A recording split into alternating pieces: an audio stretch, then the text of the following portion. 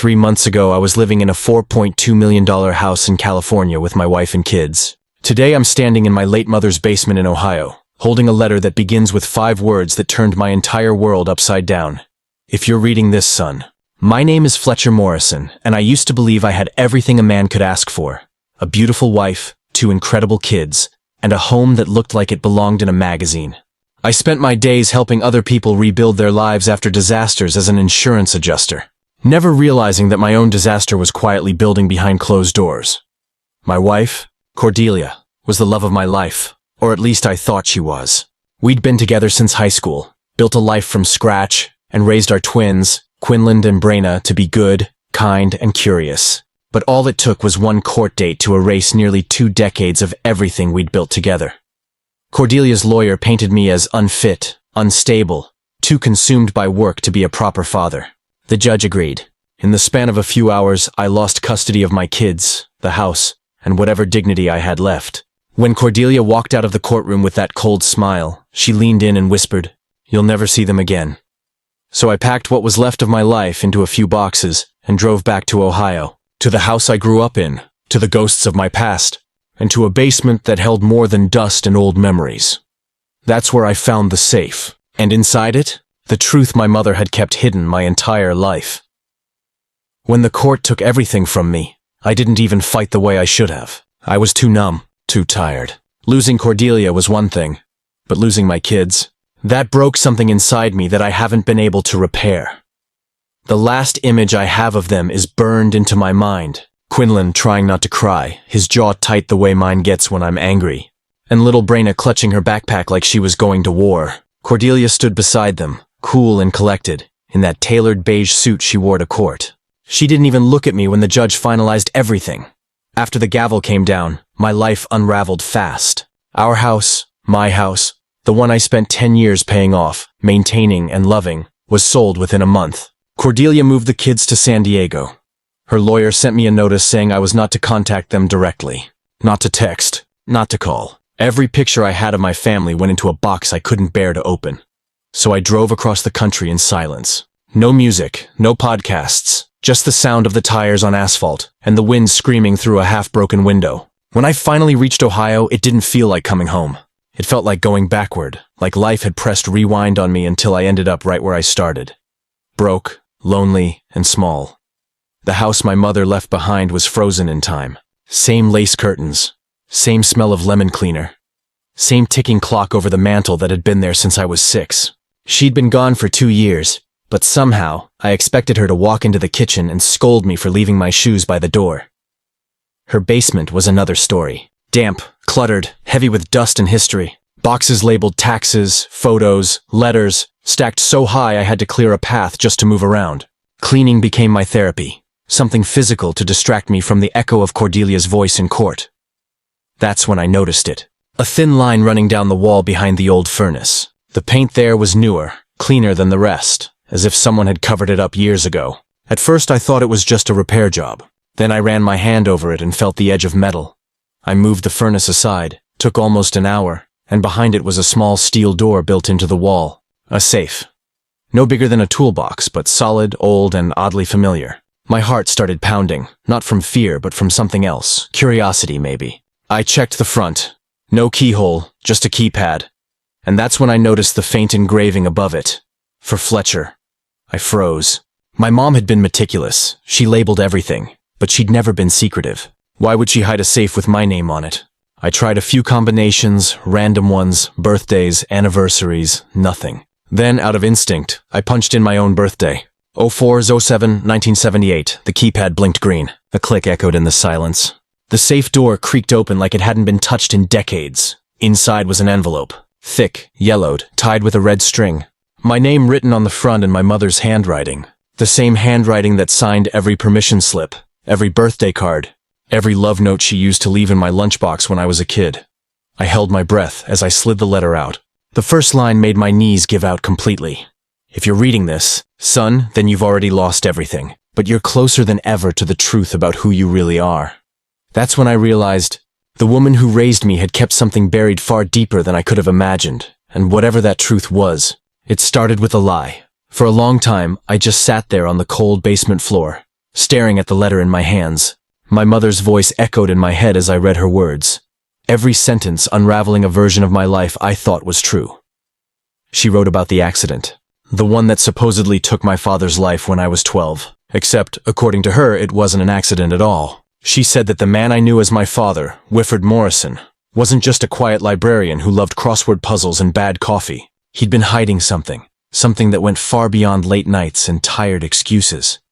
The letter said he worked for a private contracting firm that handled insurance and recovery, a vague way of saying he dealt with people's secrets, not just their property. She never used the word spy, but that's exactly what it sounded like. She mentioned coded files, untraceable accounts, and a job that went wrong. The car crash that killed him? She claimed it was staged, that after it happened, a man came to the door, someone she called the associate, and gave her a choice. Disappear with me or risk both our lives. She took the first option. The letter said she moved us to Ohio under new identities, changed my last name, and swore never to tell me the truth until I was ready. Then she wrote something that stopped my breathing entirely. If you're reading this, it means Cordelia found you before the truth did. I didn't understand at first. What did my wife have to do with any of this? But the more I read, the clearer it became. My marriage wasn't an accident. Cordelia hadn't just met me in high school by chance. My mother claimed she'd been sent. According to the letter, Cordelia's family had ties to the same shadowy firm my father once worked for. Her father, a man named Miles Kensington, had been one of Whifford's old partners, the kind of man who didn't take loose ends lightly. My mom wrote that Cordelia had been planted in my life years ago, instructed to keep tabs on me, to ensure the Morrison name stayed buried, and that I never went looking for what my father left behind. And now it all made sense. Her sudden success, her sharp turns in behavior, the lawyer who knew exactly where to hurt me most. She hadn't just been playing me in court, she'd been following a plan, one that started long before we ever said I do. By the time I finished reading, my hands were shaking so hard I nearly dropped the pages. The final paragraph felt like a confession and a warning all at once. There's a second safe. The one behind the furnace only tells half the story. The other contains what your father left you. Proof of everything they tried to erase. But be careful, Fletcher. If you find it, they'll come for you. The letter ended there. No signature. Just my mother's familiar closing. Love always, Mom. I sat in silence for what felt like hours, replaying every moment of my life like film reels overlapping. Cordelia's insistence we move to California, her job with that consulting firm, the way she reacted when my mother died but never came to the funeral. And then it hit me. My mom wasn't just writing a farewell. She was giving me directions. There was a second safe somewhere in that house, one that held the key to everything my parents died to protect. And if Cordelia truly had been part of all this, then my marriage, my family, my heartbreak, every piece of it had been built on a lie. But I wasn't going to run anymore. I was going to find the truth. The letter changed everything, not just how I saw my past, but how I saw the people I'd trusted my whole life. Cordelia wasn't just my wife anymore. She was a stranger wearing my memories. And every moment we shared, every kiss, every late-night talk, now felt like evidence in a case I didn't even know I was part of. Sleep was impossible that night. I sat in the kitchen with the letter spread across the table, staring at my mother's handwriting, searching for hidden meaning between every line. There's a second safe. That sentence kept repeating in my mind like an echo. But where? By morning, I'd made up my mind. I combed through the basement again, checking every wall, every floorboard, every hollow sound behind the drywall. I moved boxes, old furniture, even the washing machine. Nothing. Then I remembered something. When I was a kid, my mom had this rule about never going into the attic. She said it was full of insulation and broken boards. But knowing her now, that sounded less like a warning and more like a diversion. The attic door was stiff with age, the kind that groaned like it was complaining. Dust rained down as I pulled myself up. The air was heavy, the kind of thick silence that feels almost alive. Boxes were scattered everywhere. Christmas decorations, tax files, photo albums. I pushed them aside, scanning for anything unusual. And then I saw it. A section of floorboards that didn't match the rest. Newer wood, sealed differently. My pulse kicked up. I grabbed a screwdriver from the toolbox and pried one up. Beneath it was a narrow compartment lined with steel. A second safe. Smaller, older, but with the same keypad system as the first. I punched in my birthday again. Nothing. Then I tried my mother's. Still nothing. My father's date? Locked. I was about to give up when I remembered something my mother used to say when tucking me in at night. 7 moves ahead, Fletcher. That's how your father played chess.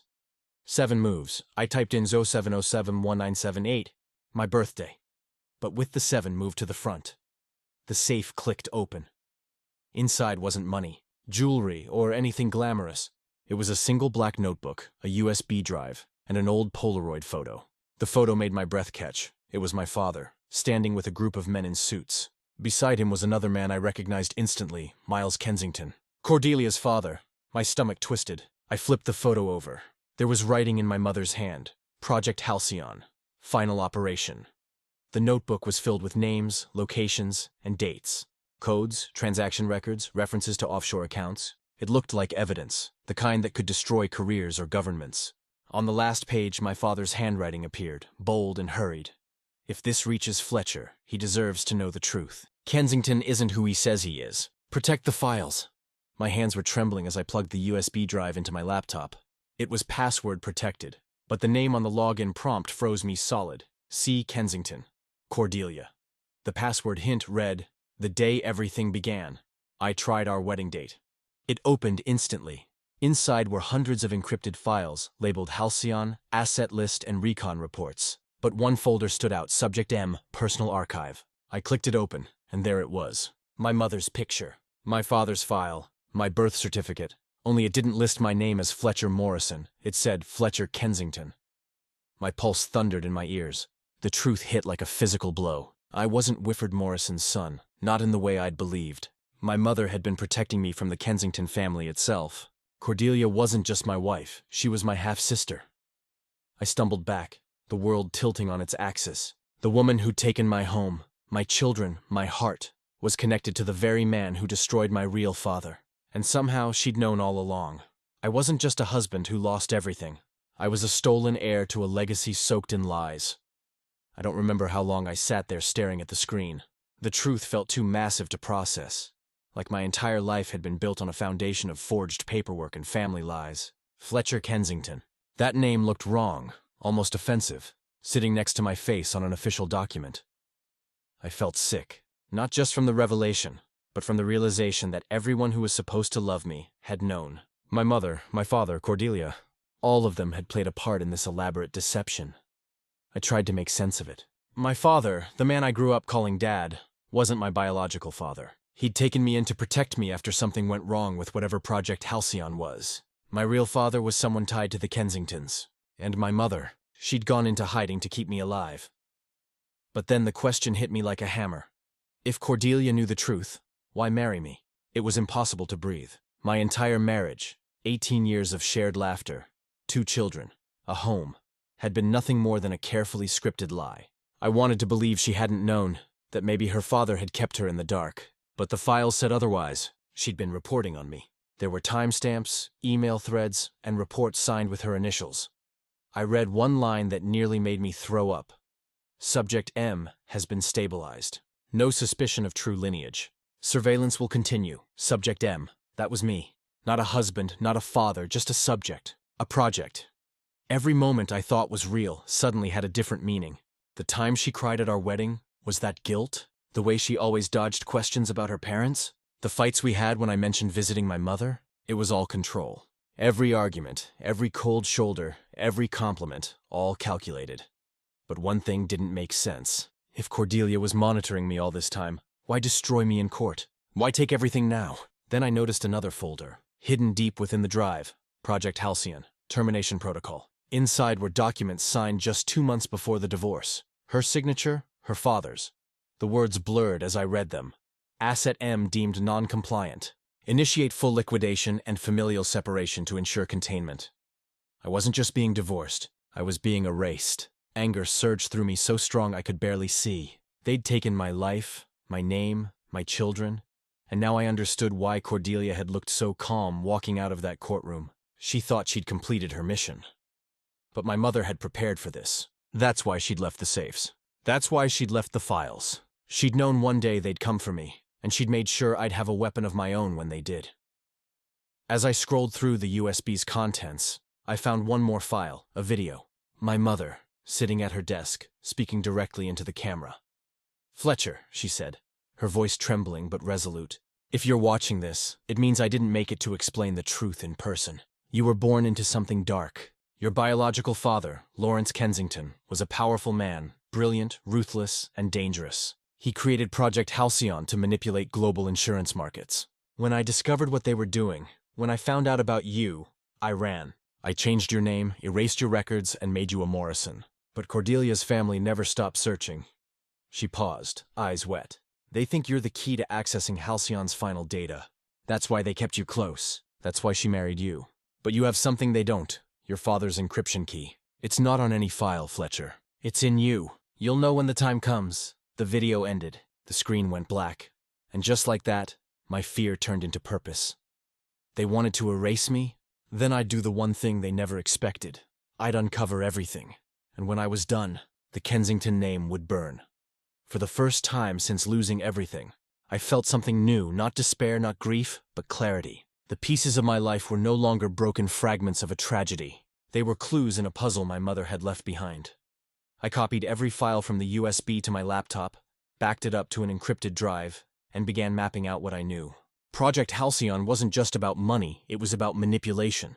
The Kensingtons had created an algorithm capable of predicting large-scale financial collapses before they happened. Whoever controlled it could crash industries, buy them cheap, and rebuild for profit. It was power disguised as foresight, and somehow I was tied to it. The deeper I dug, the clearer it became that I wasn't just a bystander. I was the key. My biological father had embedded a portion of the algorithm's code within a genetic encryption sequence, something that could only be unlocked through biometric data. In other words, it was inside me. I remembered the headaches, the odd nosebleeds, the medical tests that never made sense. My body wasn't malfunctioning, it was reacting. My DNA was holding a secret code that billionaires had killed to find. For days, I barely slept.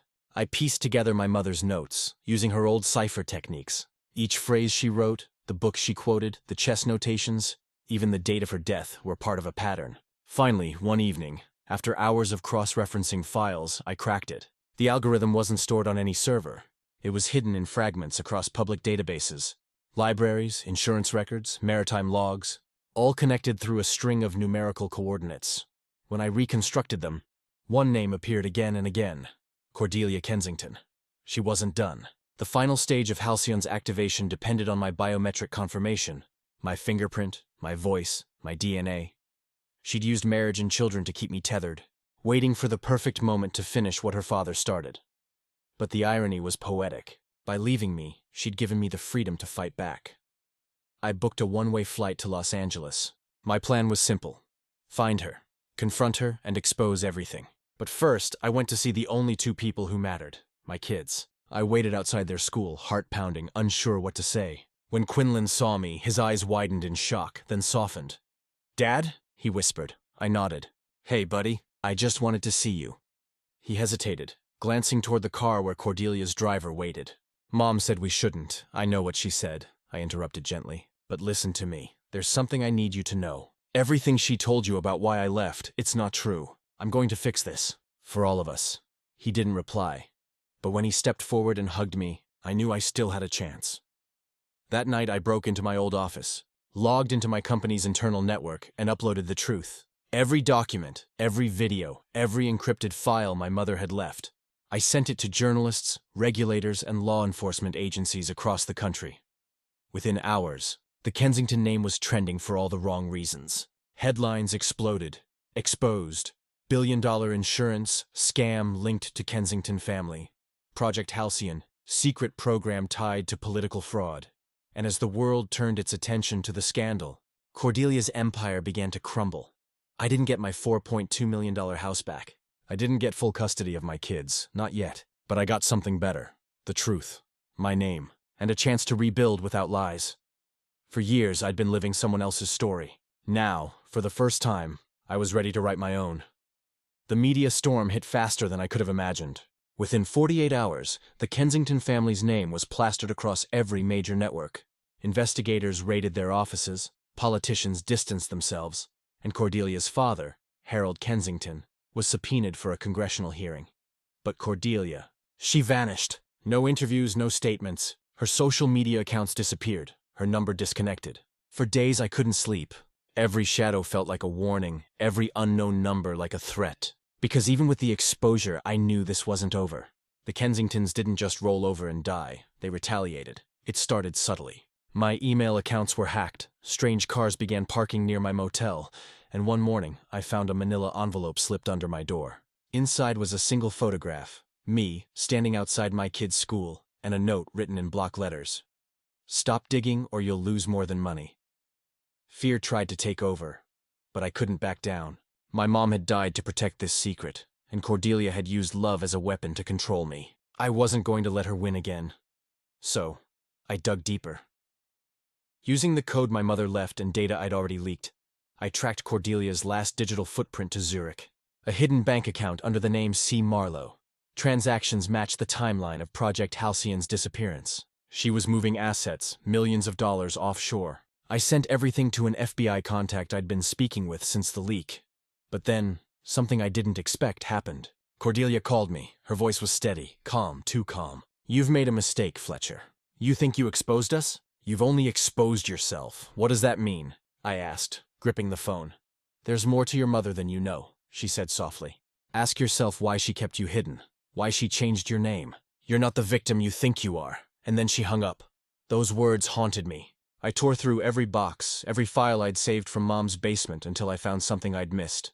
An old birth certificate tucked inside a cookbook. The name listed wasn't Fletcher Morrison. It was Eli Marlowe, Cordelia's maiden name. I froze. My lungs stopped working. My mother hadn't been protecting me from the Kensingtons. She'd been protecting me from them, from the truth. I wasn't the outsider who'd married into the Kensington dynasty. I was born into it. My biological father wasn't some construction worker. He was Harold Kensington.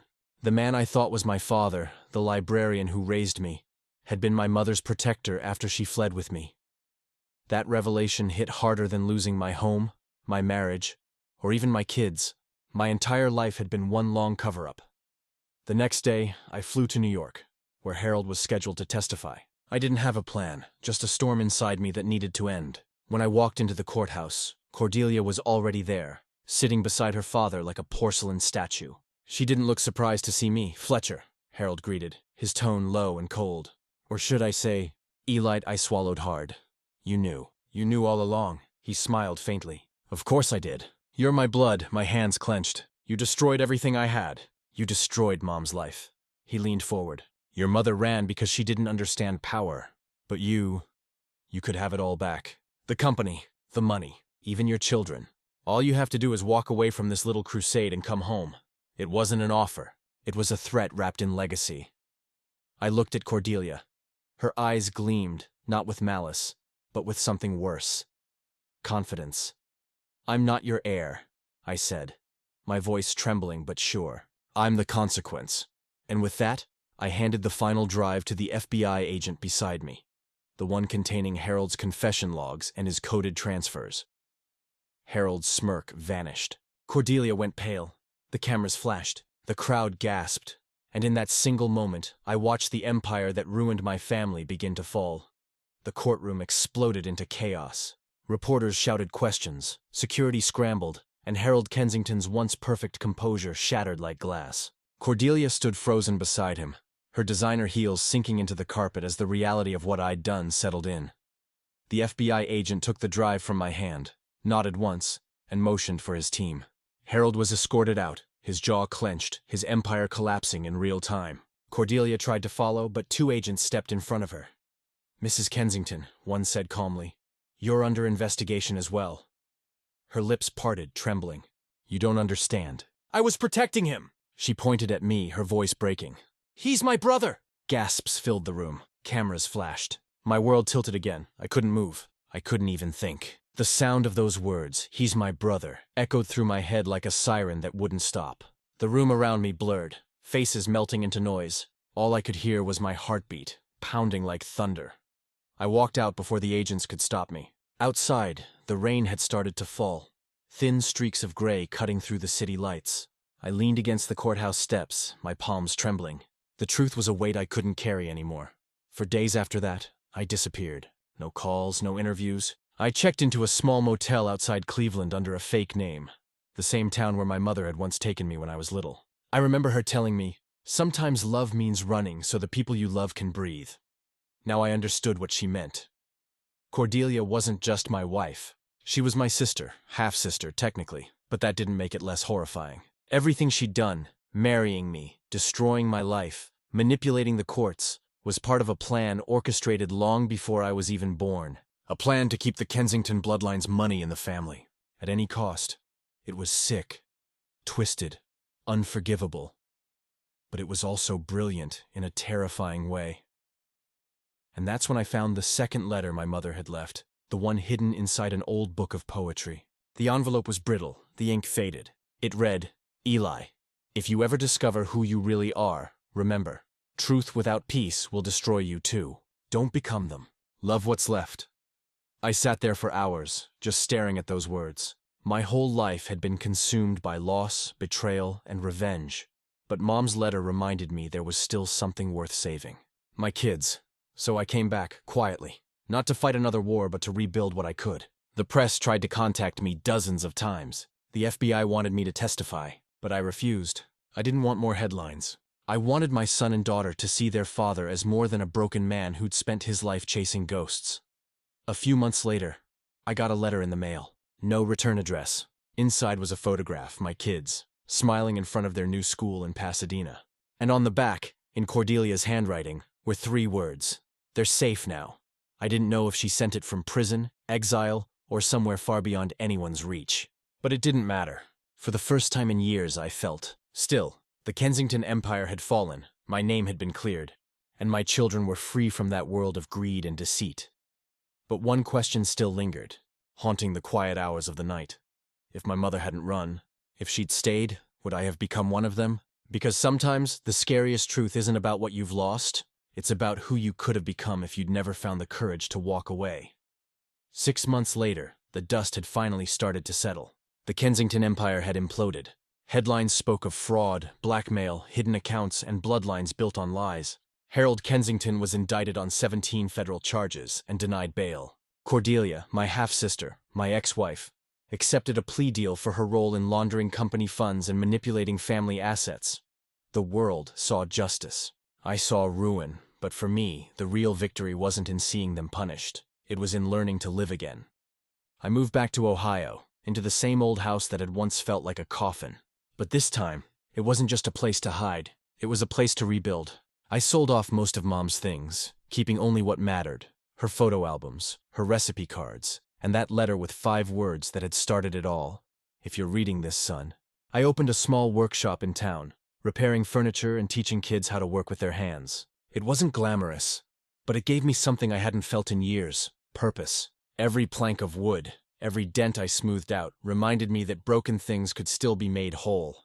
My kids started visiting again, slowly at first. Short visits, supervised by the court. Then weekends. Then one day my daughter Brina asked if she could stay for the summer. She helped me sand chairs and laughed when I got sawdust in my hair. My son Quinlan followed a month later, curious to learn how to fix old clocks.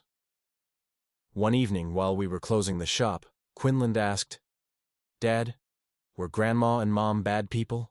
I paused, unsure how to answer. "They both made choices they thought would protect the people they loved," I finally said. "They just forgot that love isn't about control, it's about letting go." He nodded quietly. He understood more than I expected. Later that night, after the kids fell asleep, I sat alone on the porch, looking out at the Ohio sky. No Hollywood lights, no wealth, no empire, just stars. The kind Mom used to point out when I was little. I thought about all the years I'd spent chasing security, power, answers, and realized none of it mattered if you lost yourself in the process. I had been Fletcher Morrison, husband, father, insurance adjuster. Then I became Eli Marlowe, heir to a corrupted fortune. But in the end, I was just a man trying to make peace with his past. The funny thing is, the secret that once destroyed me also freed me. It forced me to face who I really was, and who I refused to become. A month later, I received another envelope in the mail. No return address again. Inside was a single photograph. Cordelia, sitting on a bench somewhere in Europe, a book in her lap. She looked peaceful. On the back, the same handwriting said, "Maybe we both needed to lose everything to finally be free." I stared at that line for a long time. For the first time, I didn't feel anger. I didn't feel pity. I just felt closure. The next morning, I hung the photo next to Mom's letter in my workshop. Not as a reminder of pain, but as proof that even in the ruins of lies and betrayal, truth can still take root. Sometimes losing everything isn't the end. It's the first real chance to start living honestly. And as I watched the sun rise over that quiet Ohio street, I whispered to the empty air, "Thanks, Mom, for finally telling me who I was meant to be." It's been a year now since the truth came out. The headlines are gone, the court cases have ended, and my name, both of them, no longer matter to anyone but me. The house in California was sold. The Kensington estates were liquidated. The empire that once controlled half of the coast now exists only in memory and archived news articles. And me? I live quietly. I wake up every morning, open the blinds, and let the Ohio sunlight spill into a life that finally belongs to me. Some days, I still hear echoes of the past. The courtroom shouts, my mother's voice, Cordelia's final words, but they don't hurt the way they used to. They remind me that pain is a kind of proof, that you lived, that you loved, that you lost, and somehow survived it all. My kids are thriving. They come over every weekend, filling the house with laughter and noise. Quinlan's learning carpentry. Brenna wants to study law, maybe to understand the world that almost tore us apart. Sometimes, when they're both asleep on the couch, I sit back and realize I didn't lose my family. I just had to walk through hell to find the real version of it. The letter that started it all still sits in the workshop, framed above my workbench. Its edges are worn, its ink faded, but every time I read those words, if you're reading this, son, and I feel like Mom's still here, watching, making sure I stay on the right path, because in the end, I didn't just uncover a secret. I uncovered myself, and that, more than any fortune, was what she wanted me to find.